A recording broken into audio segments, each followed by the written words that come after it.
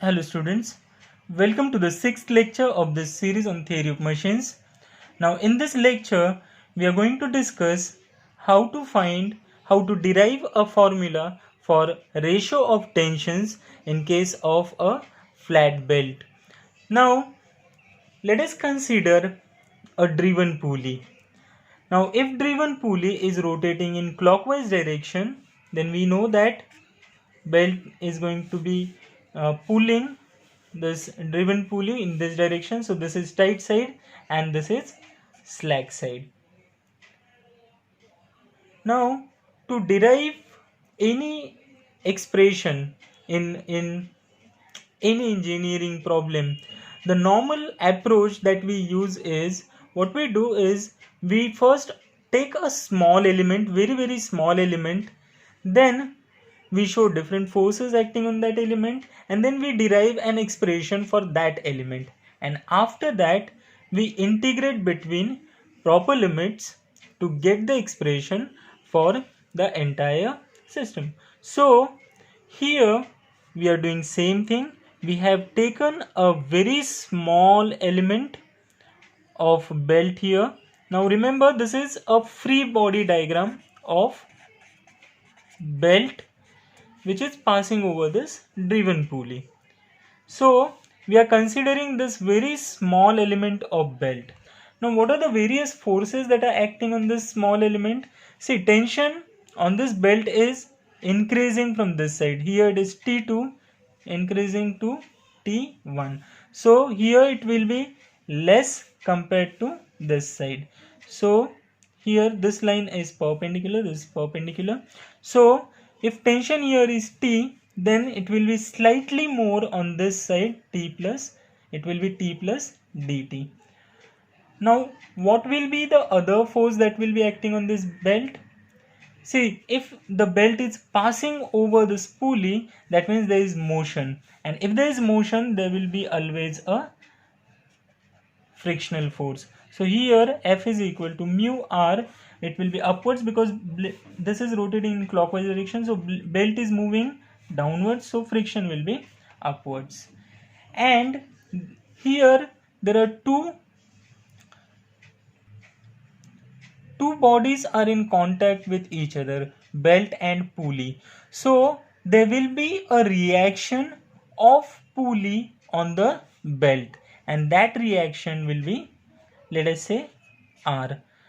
Now remember that reaction, whenever we are showing reaction, we have studied this in engineering mechanics as well. Suppose if I have two spheres in contact. Now you must have solved this type of problems. Suppose if I have two spheres in contact, let us say this is 1, this is 2. Now when I am showing a reaction, or there will be a reaction offered by 1 on 2 and 2 on 1, which will be equal and opposite if they are in contact. So let us say that reaction is R. Now when I am drawing free body diagram of 1, I will show that reaction on 1 first sphere. When I am drawing free body diagram of second sphere, reaction will be equal and opposite, and direction will be towards that second sphere. Similarly here we are talking about free body diagram of belt, so that arrow is towards belt, so it is like this, from pulley towards belt, so it will be towards right in this case. So this element is under the action of four forces: T, T plus dt, frictional force, and normal reaction. Now let us resolve these forces. First, this angle is d theta, so half angle will be d theta by 2, and then this angle will also be d theta by 2. Now as we have discussed in a lecture before this, if any line makes angle d theta by 2 with horizontal, its perpendicular is going to make same angle with vertical. So this angle will be d theta by 2. Now let us resolve these forces horizontally and vertically. Now this pulley is pulley is not moving vertically or horizontally. So for pulley we can write that summation forces along x-axis and forces along y-axis are balanced. So if I am talking about summation of forces in horizontal direction, then see, I'll show this separately. This is T, which makes angle d theta by 2 with vertical, and this is T plus dt, and this makes angle d theta by 2 with vertical, and there is one force R which is horizontal like this. So when I am talking about summation fx, summation of forces on right side will be equal to summation of forces on left side. So component of this will be towards left, this component will also be towards left. And what will be this component? If this force is T, then this will be T sine d theta by 2. Horizontal component will be T sine d theta. Why sine component? Because this angle is with vertical. तो अगर vertical के साथ angle बनाया है तो vertical component cos component रहेगा, जिसके साथ भी एंगल रहता है वो कंपोनेंट cos component रहता है. So if I show this separately here, if I have a force F like this, if this angle is theta, then horizontal component is F cos theta, vertical component is F sin theta. But if I have a force having, let us say, angle theta 1 with vertical, then vertical component is F1 cos theta 1, क्योंकि ये angle vertical के साथ बनाया है. तो अगर angle vertical के साथ है थीटा 1 तो वर्टिकल कंपोनेंट कॉस कंपोनेंट रहेगा, हॉरिजॉन्टल कंपोनेंट साइन कंपोनेंट रहेगा. तो सिमिलरली इस केस में क्या हो रहा है, वर्टिकल के साथ एंगल है डी थीटा बाई 2, हॉरिजॉन्टल के साथ नहीं. तो वर्टिकल कंपोनेंट कॉस कंपोनेंट है, हॉरिजॉन्टल कंपोनेंट साइन कंपोनेंट है. सो horizontal component in this direction is T plus dt sin d theta by 2, and here it is t sin d theta by 2, and towards right we have r. So if I resolve the forces, I can write that r is equal to forces towards right is equal to summation of forces towards left. तो right में r है and left में t sin d theta by 2 plus t plus dt sin d theta by 2. Now this angle d theta is very small angle, because we are talking about a very small element. तो बहुत छोटा angle अगर रहेगा, in that case we can, let us say I have one angle, very small angle alpha. Then if this alpha is very small, very small, then sin alpha is almost equal to alpha. And if I have cos alpha and angle alpha is very small, then this cos alpha is almost equal to 1. So remember these two things. If angle is very small, and then cos of that angle is almost equal to 1. If angle is very small, then sin of that angle is almost equal to that angle in radians, that is. So t sin d theta by 2, here sin d theta by 2, this angle is very small, so I'll take that equal to angle itself. So I'll write this as d theta by 2, and plus this will be t plus dt. Again I'll replace this sin theta by d theta by 2 by theta by 2. Now I'll open that bracket, t into d theta by 2 and plus dt into d theta divided by 2. Now this product is product of two very small elements, so the product will be further small. We know that if we have 0.1 into 0.1, it becomes 0.0001.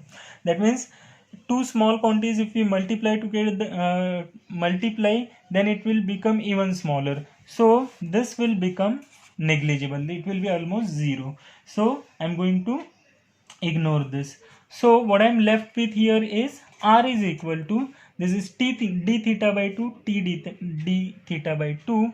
So it will become 2 t d theta by 2, and then I can cancel this 2 and 2, and so what I'll get is r is equal to t d theta. This is the expression that I get from by resolving components horizontally. Now I'll draw that free body diagram here once again. We have one force here r, vertical force was F, then this was T, this was T plus dt. Now let us resolve these forces vertically.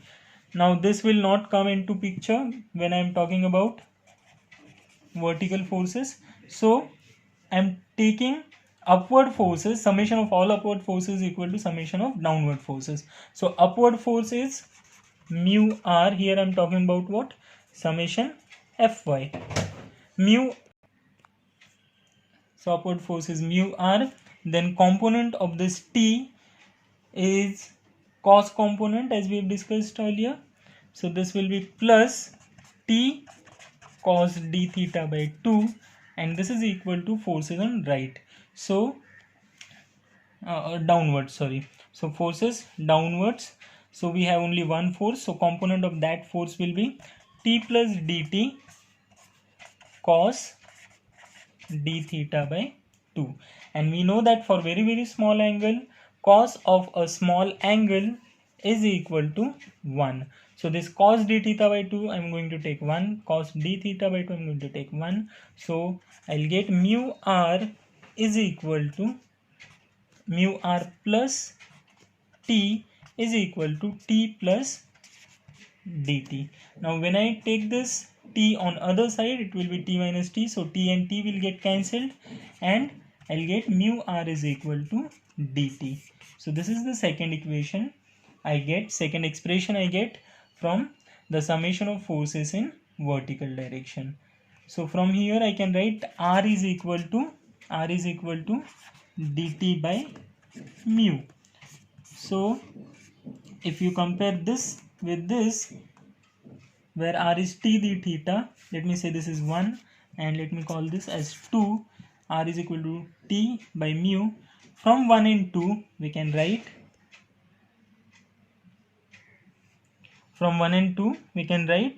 dt by mu is equal to t d theta. Now let's take similar terms on one side. So I'll take this t on this side and mu is constant, so I'll take it on right side. So it will be 1 upon t dt is equal to mu theta. Now this is the expression that we get for that finite element, small element. And now what we are going to do? We are going to integrate this between proper limits to get the expression for a flat belt drive. So let us integrate this. This is mu d theta. Let us integrate this. Now limits here, upper limit and lower limit.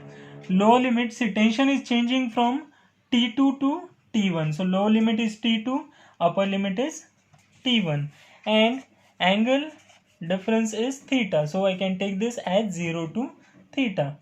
Now what is integration of 1 upon t? Integration of 1 upon t is log with base e t, and this is definite integration.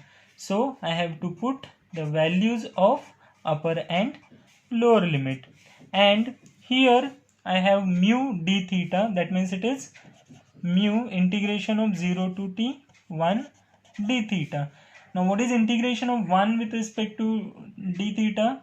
It will be theta. Just like integration of 1 dx is x, similarly 1 d theta it will be theta. So integration here is theta, mu is constant, 0, limits are 0 and theta.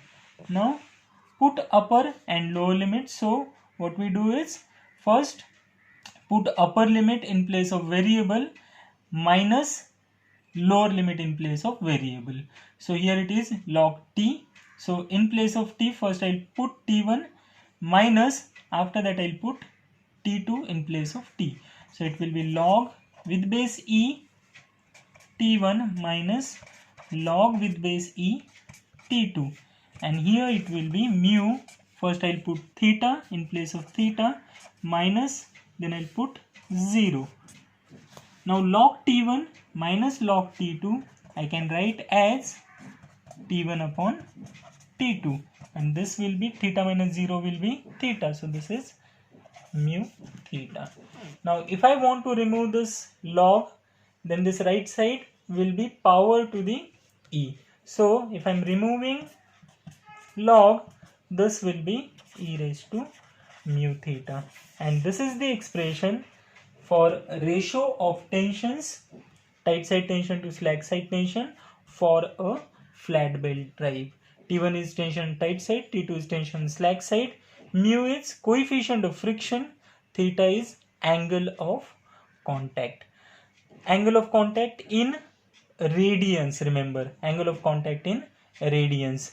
See, whenever an angle is not with any trigonometric terms, then it should be always in radians.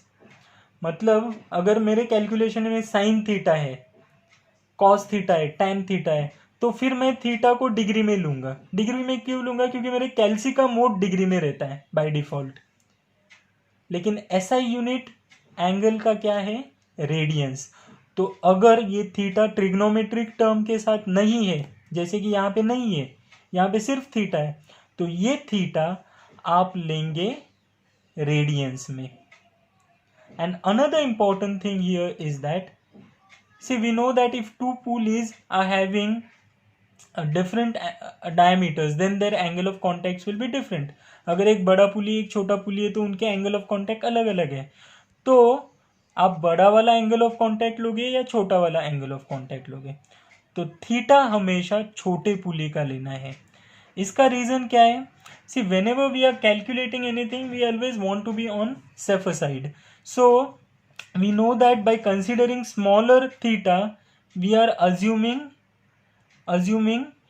less angle of contact. That means chances of slip are more with less angle of contact. That means this T1 upon T2, if I'm taking small theta, then this T1 upon T2 will be, this ratio will be smaller. और ये अगर छोटा है तो power जो मैं calculate करने वाला हूँ वो पावर भी क्या आएगा? कम आएगा. So I am on a safer side that I am assuming less power is transmitted. So this theta should be in radians and this theta should be of a smaller pulley. Now in second part of this video, we are going to discuss how to find maximum power condition.